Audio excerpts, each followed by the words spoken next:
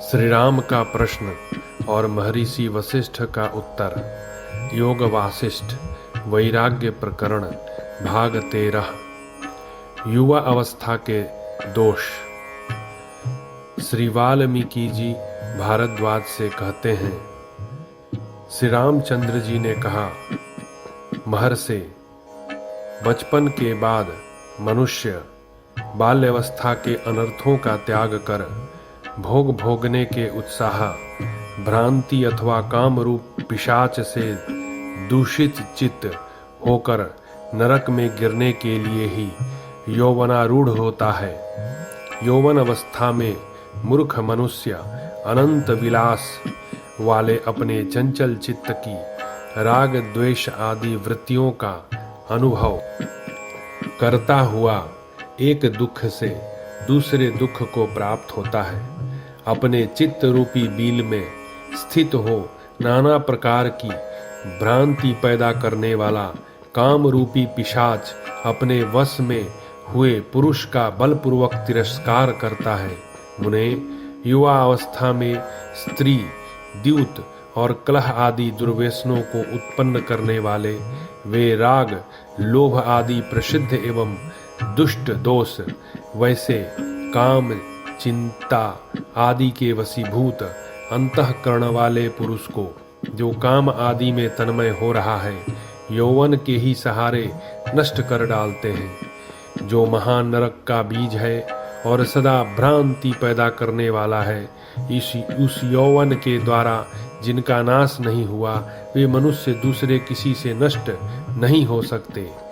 श्रृंगार आदि नाना प्रकार के रसों से पूर्ण और अनेक प्रकार के आश्चर्यजनक वृत्तांतों से युक्त भीषण यौवन रूपा भूमि को जिसने पार कर लिया, वही पुरुष धीर कहलाता है।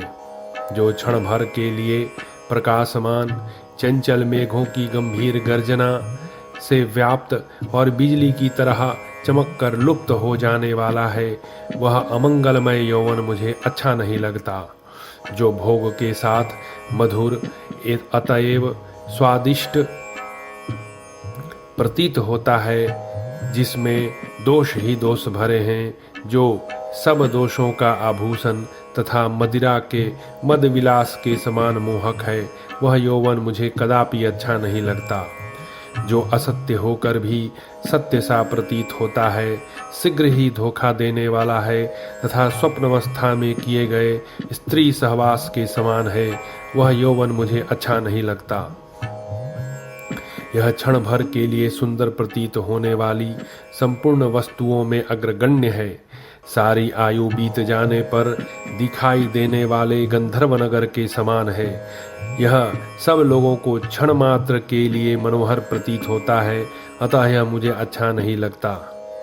यह यौवन ऊपर से तो रमणीय प्रतीत होता है, किंतु भीतर से सद्भाव शून्य है, अतः वेश्या स्त्री के समागम के समान घृणित होने के कारण मुझे रुचिकर नहीं जान पड़ता।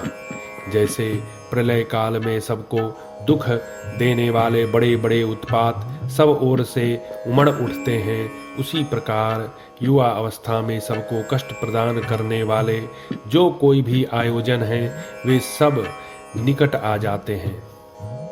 युवा अवस्था का मोह मंगलमय आचार को भुला देने वाले और बुद्धि को कुंठित कर देने वाले भ्रम का अतिशय मात्रा में उत्पादन करता है। जैसे दावाग्नि वृक्ष को जला देती है, उसी प्रकार युवावस्था में जीव प्रियतमा के वियोग जनित दुसह शोकाग्नि से मन ही मन जलता रहता है। जैसे अत्यंत निर्मल, विस्तृत एवं पवित्र नदी भी वर्षा ऋतु में मलिन हो जाती है, उसी प्रकार परम निर्मल, विशाल एवं शुद्ध बुद्धि भी युवावस्था में कलुषित हो जाती है।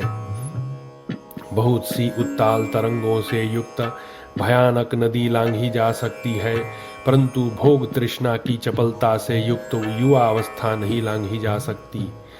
वह प्राणवल्लभा, उसके वे मोटे मोटे स्तन, वे मनोहर विलास और वह सुंदर मुख कितना मनोरम है। युवा अवस्था में इसी तरह की चिंताओं से मनुष्य जर्जर हो जाता है। रजोगुण और तमोगुण से पूर्ण वह विषम यौवन रूप आंधी संपूर्ण सद्गुणों की स्थिरता को नष्ट कर देने में दक्ष है। मनुष्यों के यौवन का उल्लास दोष समूहों को जगाता और सद्गुण समुदाय का मूल छेद करता है, अतः उसे पाप वैभव का विलास कहा गया है। शरीर रूपी उपवन में उत्पन्न हुई यौवन की बेल बड़ी रमणीय है। वह ज्यों ज्यों बढ़ती या ऊंचे ऊंचे चढ़ती है, त्यों ही त्यों अपने से सटे हुए मन रूपी भ्रमर को उन्मत्त बना देती है। शरीर रूपी मरुभूमि में काम रूपी घाम के ताप से प्रकट हो भ्रांति रूप में प्रतीत होने वाली जो यौवन रूपिणी मृग तृष्णा है, उसकी ओर दौड़ते हुए मन रूपी मृग विषयों के गड्ढे में गिर जाते हैं। यह युवा अवस्था देह रूपी जंगल में कुछ दिनों के लिए प्रकाशित होने वाली शरद ऋतु के समान है। लोगों, तुम इस पर विश्वास न करो। जब जब यौवन अपनी चरम सीमा पर आरूढ़ हो जाता है, तब तब संताप युक्त कामनाएं केवल विनाश के लिए ही बढ़ने या नृत्य करने लगती हैं। ये राग द्वेष रूपी पिशाच तभी तक विशेष रूप से नाचते फिरते हैं जब तक यह यौवन रूपिणी रात्रि पूर्ण रूप से नष्ट नहीं हो जाती। जो महामुग्ध पुरुष मोहवश क्षणभंगुर यौवन से हर्ष को प्राप्त होता है, वह मनुष्य होता हुआ भी निरा पशु ही माना गया है। जो मनुष्य अभिमान या अज्ञान के कारण मदोन्मत्त यौवन अवस्था की अभिलाषा करता है, उस दुर्बुद्धि को शीघ्र ही पश्चाताप का भागी होना पड़ता है। साधो, इस भूतल पर वे ही पुरुष पूजनीय और महात्मा हैं जो यौवन रूपी संकट से सुख पूर्वक पार हो गए हैं। बड़े बड़े सागरों से भरे हुए महासागर को सुख पूर्वक पार किया जा सकता है, किंतु विषय चिंतन आदि महातरंगों के कारण उमड़े हुए और दुर्गुण दुराचार रूप अनेक दोष से भरे हुए इस निंदनीय यौवन के पार जाना बहुत ही कठिन है। ब्राह्मण विनय से अलंकृत श्रेष्ठ पुरुषों को आश्रय देने वाला, करुणा से प्रकाशित तथा समदम क्षमा आश्रय देने वाला, दया शांति संतोष सरलता आदि विविध गुणों से युक्त उत्तम यौवन इस संसार में उसी तरह दुर्लभ है जैसे आकाश में वन।